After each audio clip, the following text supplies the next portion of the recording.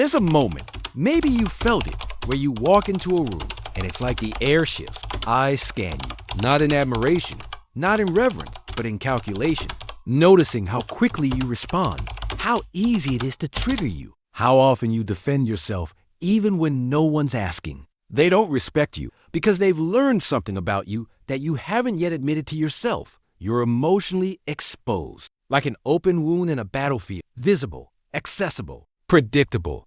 And in a world that honors power, not performance, that's fatal. See, when you react to everything, you tell the room exactly where your power ends. And you hand over the map to your nervous system to people who don't care what it costs you. It starts subtly, a joke at your expense, a smirk during your opinion, an interruption mid-thought. You respond instantly, to correct, to explain, to prove. But here's the trap. The moment you react, you've already given away the frame. You've entered their game, on their terms, by their rules. And they know it. People test boundaries to find out if they exist. And you keep showing them yours are negotiable. This is deeper than ego. This is about energetic control. The unspoken law of presence. He who holds his center holds the room. You don't need to yell. You don't need to defend. You don't even need to respond. Because when a person is unshakable, respect is the natural side effect. And right now, your reactions are robbing you of the very thing you crave. To be felt, to be respected, to be sovereign. You don't need to do more. You need to leak less. There's a kind of slavery that looks like strength, the quick comeback, the sharp retort, the instant reply in a text thread that makes you feel like you've won something, but you haven't. You've just revealed how easy it is to pull your string. Reactivity isn't control, it's captivity. And most people don't see it because it's been with them since childhood. Picture this. You're young. You speak your truth. A parent scolds you, or worse, ignores you. You learn quickly. If I don't react, I disappear. So you became responsive, pleasing, emotionally available at all costs. But here's what no one told you. That survival mechanism becomes your prison in adulthood. Now every opinion feels like a threat. Every delay feels like rejection. Every silence feels like abandonment. So you fill it with noise, with reaction, with words you don't even mean, spoken just to keep yourself from feeling erased.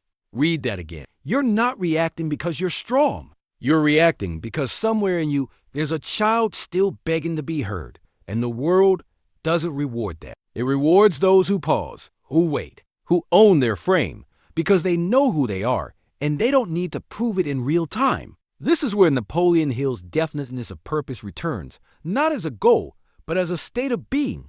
If your emotions don't have a direction, someone else will give them one, and they'll profit from it. So ask yourself this. When was the last time you sat in discomfort without rushing to correct it? When was the last time you let a moment pass without needing to control how you were perceived? Because the truth is this, the people you admire most, the ones who walk into a room and shift the energy, they don't do it by reacting. They do it by containing. They let others waste energy. They observe. And when they speak, the room listens. Not because their words are louder, but because their energy is cleaner. A match in the wind flickers, fights, and dies. A lantern in the storm holds. You're being trained right now by life itself to become that lantern. But you keep lighting matches, short bursts, quick wins, then exhaustion. Because reactivity is expensive. It drains the nervous system. It confuses your identity. And worst of all, it broadcasts weakness. And in the jungle of human behavior, weakness is currency. People sense it.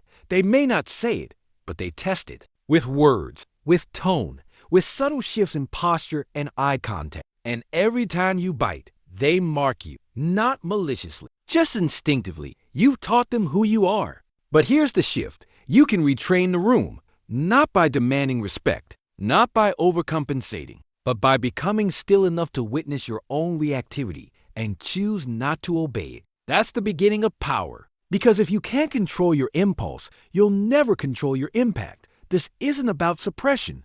It's about redirection. Mastery doesn't mean you don't feel. It means you decide when the feeling deserves action. Every great leader, every silent warrior you've ever studied, they had this in common. They refused to be emotionally hijacked. They didn't run from their emotions. They led them. And now it's your turn. Ask yourself, When did you first learn to over-explain your truth just to feel safe? Because the moment you find that thread, you'll begin to unravel the illusion that reacting is power. It's not. Holding is power. Choosing is power. And the next time they try to get a rise out of you, don't give them the show. Don't flinch. Don't explain. Just watch and stay. That memory still lives in you. But now, you can lead it. There's a reason the ones who hold their tongue are often the ones others lean in to hear, not because they're silent, but because they've chosen not to waste words on things that don't matter. This is restraint, not as weakness, but as a weapon. And most people never learn it because they confuse being liked with being respected. Let's get clear. They're not the same. You can be charming, funny, agreeable, and still be disposable, but be uncheckable, and the world recalibrates around you. You become an axis. Look at any true leader, not the loud ones, but the real ones. Their power doesn't come from dominance. It comes from restraint, from the invisible force that says, I could react, I could fire back, but I won't, because your chaos isn't worth my center. That is respect. And it's not earned with volume. It's earned with stillness. But stillness isn't natural for those who've lived on edge.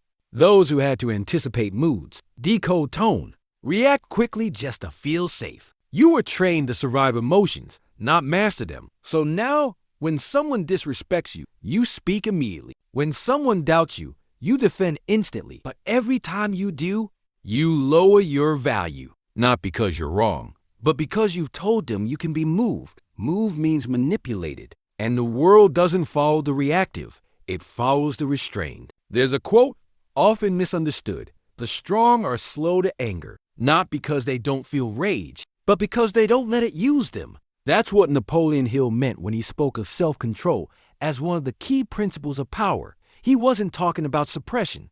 He was talking about direction.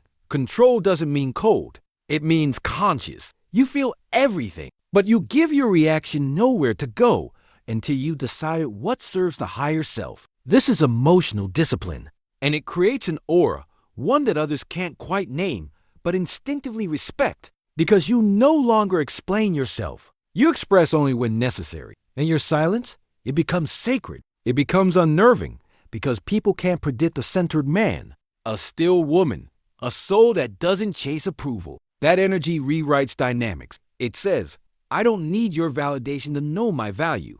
And that is terrifying to people who depend on control. Fire, when unleashed, burns everything in its path. But fire, when contained, powers it. And that's what you're becoming, a silent flame. A force with boundaries, a presence, not a performance. So ask yourself, what have you lost by being too quick to respond? Respect? Opportunities? Peace? How many rooms have you entered where your nervous system did all the talking? And how many moments of power have passed you by because you gave away your emotional leverage? Too fast. That ends now. This is your new edge. You hold. You breathe. You wait. Because those who move slow often move last. And those who move last often move everything. Let them speak first. Let them show their need. Let them reveal their insecurity through urgency. You'll respond when you're ready, if at all.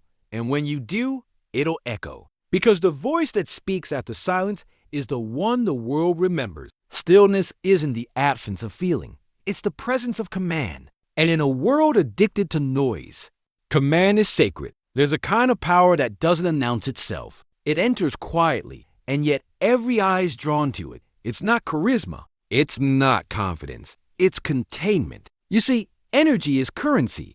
Every word you speak, every glance, every sigh, every let me explain costs something. But most people walk through the world emotionally bankrupt because they're addicted to paying attention to everything. Every insult, every look, every notification, every disagreement online. They react, they respond, they drain. And they wonder why people don't respect them.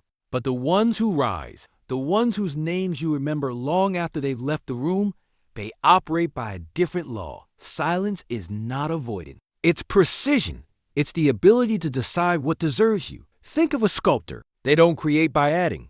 They reveal by removing. Every chip, every cut, every moment of silence reveals form. Now imagine your identity as that sculpture, rough stone, raw potential. And your reactions? They're the noise, the clutter, the marble that's in the way. Every time you stay silent when the world expects noise, you chip away at the false self. You reveal the one who doesn't need to be seen to be real. Because real doesn't perform. Real holds, real watches, real waits. And in that waiting, power accumulates. Let this settle deep. Silence isn't passive. It's active containment. It's sacred conservation. It tells the world, I'm not emotionally accessible on demand. I'm not here for your projections. And I don't owe you a performance just to keep the peace. Most people leak. You conserve. Most people chase being understood. You understand yourself so deeply, you can afford to be misunderstood. That's elite. That's rare. That's the code people feel but can't quite name. Because silence bends reality. It shifts the rhythm. It creates tension, not from threat, but from presence. You become the mirror, the still water that reflects everyone's chaos back at them. And here's the secret. People respect the mirror, not because it reacts, but because it reveals. Silence becomes the pressure, and pressure makes them reveal who they truly are. This is how you reclaim control. You let others waste their energy, while you hold yours like gold. You don't match tone. You don't defend truth. You embody it. Because nothing is more unsettling than someone who does not flinch when provoked. That's not apathy. That's authority. Ask yourself, who could you become if you stopped defending yourself? What would happen if you no longer filled the silence with justifications, apologies, over-explaining? What could you build? If your energy was no longer spent chasing closure from people who were never meant to understand you, that silence, the one that used to make you uncomfortable, is now your kingdom. Where others talk, you listen. Where others fight, you wait. Where others burn out, you build. And when you finally speak, it's not to react. It's to redefine the room. Because your voice isn't noise anymore. It's signal. It's calibration. It's law. So the next time someone pushes you, don't respond. Not to win. Not to teach. Not to be seen. Hold. Breathe. Let the tension build. Become the sculptor, not the clay. There is a place inside you that most people never visit. Not because they can't, but because it's not loud. It's quiet, still, fierce in its silence. It's the forge. The inner chamber where raw emotion, anger, shame, insult, humiliation is not suppressed but transformed. This is the work of alchemy. Not turning lead into gold, but turning reaction into clarity. Turning insult into insight. Turning emotional chaos into divine strategy. Most never learn this because most people don't sit with their fire. They release it fast, impulsively, desperately. Someone disrespects you, you clap back. Someone doubts you, you explain. Someone triggers you, you spiral. But here's the law. What you do not transmute will be used against you. If you don't know how to direct your fire, someone else will fan it for their own agenda. That's how wars start. That's how self-worth is shattered. That's how leaders fall. Napoleon Hill spoke of the mastermind, a collective of aligned thinkers. But he missed something deeper. Before you assemble any external alliance, you must convene your internal council. That means the part of you that feels, the part of you that sees, the part of you that knows. They sit in circle. And when emotion rises, they do not panic. They do not react. They ask, what is this energy here to teach me? What part of me is still unconvinced of my power? Who would I be if I no longer needed to respond? This is self-command. This is inner government. And it begins when you realize you are not your emotions. You are the wielder of. You don't repress the anger. You study it. You redirect it. You make it earn its place in your life. Because emotion is fuel. But fire without a focus just burns your house down. You've been taught that feeling something deeply means expressing it loudly. It doesn't. You can feel the sting and not react. You can feel the heat and not explode. You can stand in the storm and not become it. That's the forge. That's alchemy. And the world doesn't teach this because reactive people are easier to control. They click faster, buy more, beg for validation, and give up their power just to feel heard. But not you. Not anymore. You are not here to perform your pain. You are here to transform it. So ask yourself, are you responding from your identity or from your insecurity? Are you speaking as the version of you who knows their place in this world? Or from the wounded self who's still asking to be chosen? Because only one of them belongs at the table. and the other belongs in the forge. You want to be respected? Start transmuting. You want to be untouchable? Stop reacting to everything you don't yet understand. Sit with it, name it, then decide how it serves you. This is not emotional bypassing. This is emotional blacksmithing. Your future doesn't belong to the louder version of you. It belongs to the wiser one. The one who walks into the fire and comes out forged, unburned, unmoved, unmistakably sovereign. There comes a moment in every life when the noise stops being overwhelming and starts becoming irrelevant. Not because the world got quieter, but because you stop answering to. This is the emergence of the unshakable frame, a psychological perimeter that doesn't just protect you. It commands the room. And no, it's not arrogance. It's not stone-faced indifference. It's identity, fully seated, fully owned. Imagine a mountain, rooted, immense. Now imagine a still lake beneath it, perfectly reflecting its form. Now, drop a single stone into that lake. The reflection shatters. But the mountain?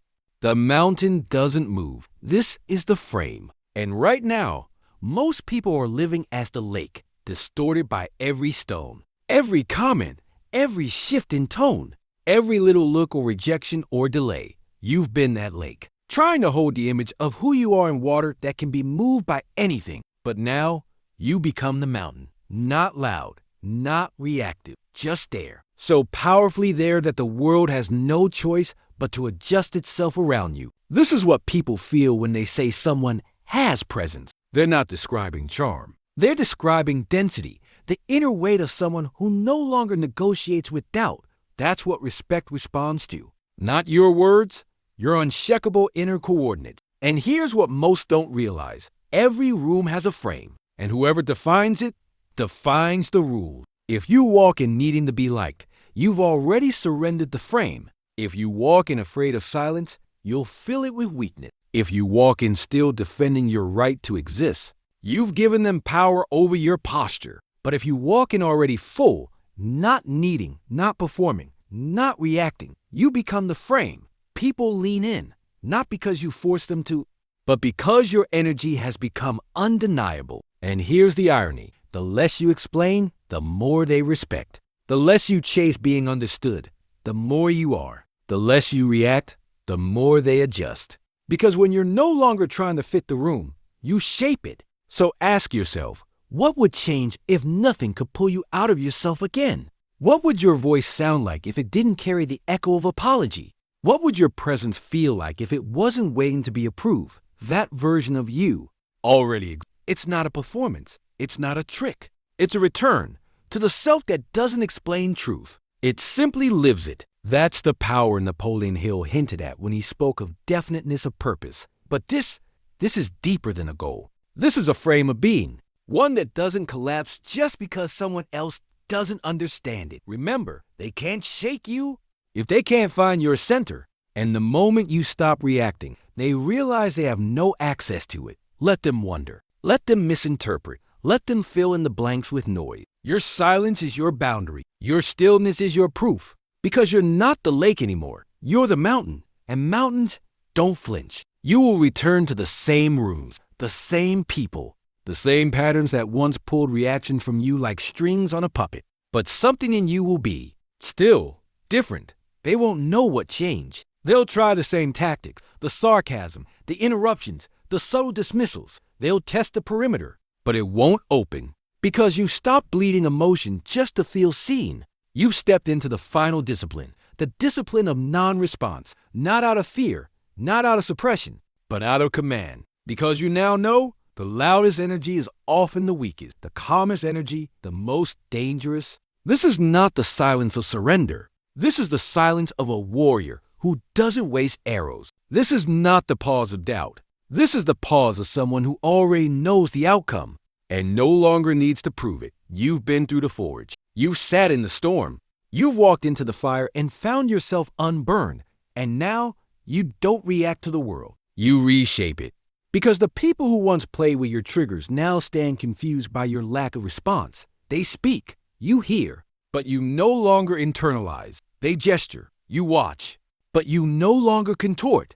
And in that space between provocation and response, you discover your throne. The unseen throne of the self-led, the self-held, the the self-master. This is legacy energy. This is the voice that echoes long after the moment ends. Because what commands the most attention is not what you say, but what you refuse to give your energy to. The match is still lit. The room is still loud. The storm still howls. But now, you're not flinching. You are centered, calm, deep-rooted like an ancient monument. And from this place, you see it all clearly. They didn't respect you because you reacted to everything. But now you respect yourself so deeply. You respond to almost nothing. That's not avoidance. That's sovereignty. That's what you were always meant to be. So when they test your silence, let them. When they provoke, witness. When they expect your reaction, reveal nothing. Because this discipline is not about control over others. It's about absolute alignment within. And when the world senses that, it shifts around you, toward you, in service to the one who doesn't chase approval, but embodies presence. You don't need to win the noise. You are the signal, and now you know it. You've carried the code all along. Now you have the key. Use it.